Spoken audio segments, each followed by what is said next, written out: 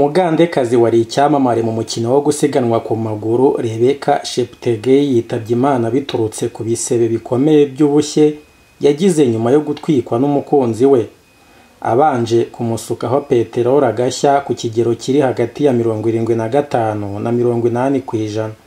Urupfu rw'uyu mugore rwamenyekanye kuri uyu wa kane tariki ya 5 Nzeri 2024. Akaba yitabye Imana yaraherutse no kwitabira irushanwa ry'imikino ya Olympique i Paris mu Bufaransa muri Kanama 2024 ahagarariye igihugu cya Uganda akegukana umwanya wa 44. Rebecca Cheptegei y'imyaka 33 y'amavuko yaguye mu bitaro bya Moi Teaching and Referral Hospital biherereye mu mujyi wa Eldoret mu gihe guverinoma ya Kenya ibinyujije muri Minisiteri y'Imikino yari imaze gutangaza ko igiye kumuzana n'indege akavurirwa mu mujyi wa Nairobi aho bakekaga ko yabona ubuvuzi burushijeho. Donald Lukale uhagarariye komite ya Olympique muri Uganda abinyujije ku rubuga rwa X cyangwa Twitter yagize ati twamenye urupfu rubabaje rw'umukinnyi wacu mu gusiganwa ku maguru wanitabiriye imikino ya Olympique Rebecca Cheptegei nyuma yo gutwikwa n'umukunzi we. Roho ye nziza iruhukire mu mahoro kandi turamagana bikomeye ihohoterwa rikorerwa abagore. Iki ni igikorwa cy'ubugwari gikabije gitumye dutakaza umukinnyi w'umwatlete ukomeye gutya. Cheptegei yapfuye mu gitondo cyo kuri uyu wa kane mu masaha ya 11:15 za mu gitondo nk'uko byemejwe na Owen Menach, umuyobozi mukuru ushinzwe serivisi z'ubuvuzi kuri ibyo bitaro yararwariyeho. Akaba yakomeje avuga ko amakuru arambuye yerekeye urupfu rwe azatangazwa nyuma ya saa sita. Peter Ongwangi, minisitiri ushinzwe ibya siporo muri Uganda, yavuze ko uru rupfu rubabaje cyane. Yagize ati ubuyobozi bwa Kenya burimo gukora iperereza ku buryo yapfuyemo. Amakuru arambuye azatangazwa nirirangira.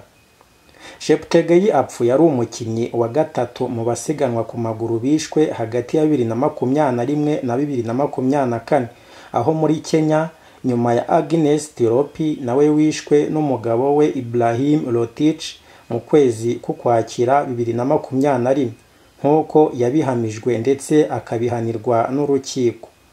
Jean Cherimo, umwe mu bashinzwe umuryango udaharanira inyungu uhuriramo abakinnyi basiganwa ku maguru muri Uganda, yabwiye ibiro ntaramakuru by'Abongereza Reuters ko abagore bakina uwo mukino bakunze guhura n'ihohoterwa ry'abagabo kubera ko baba bafite amafaranga menshi.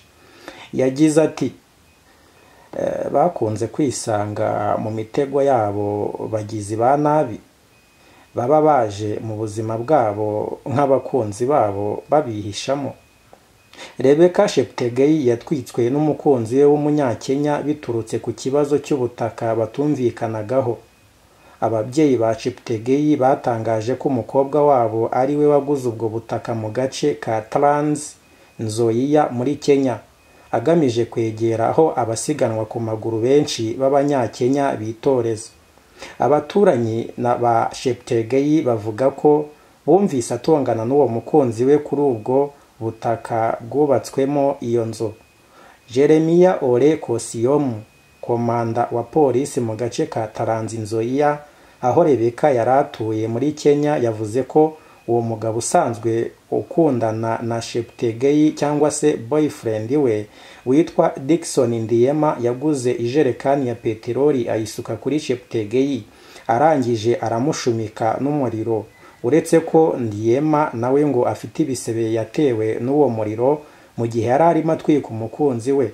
Ikinyamakuru Citizen Digital cyaho muri Kenya cyatangaje ko uwo mukunzi wa Cheptegei ajya kumutwika yamuhengereye ubwo yari avuye mu rusengero n'abana be ahitwa Endebe Trans Nzoia.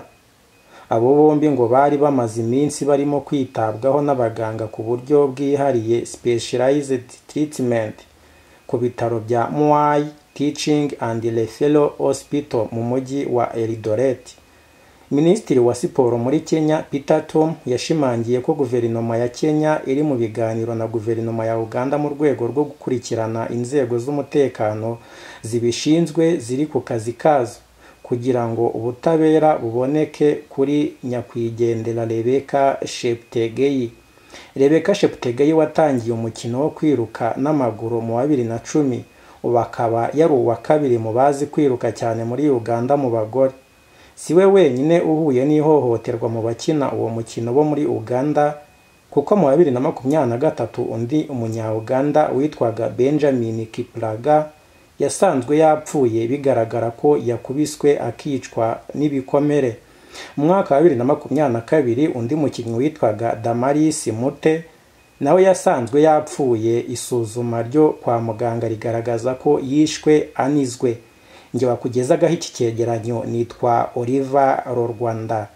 Cheptegei, Imana imwakire mu bayo kandi imwishimire.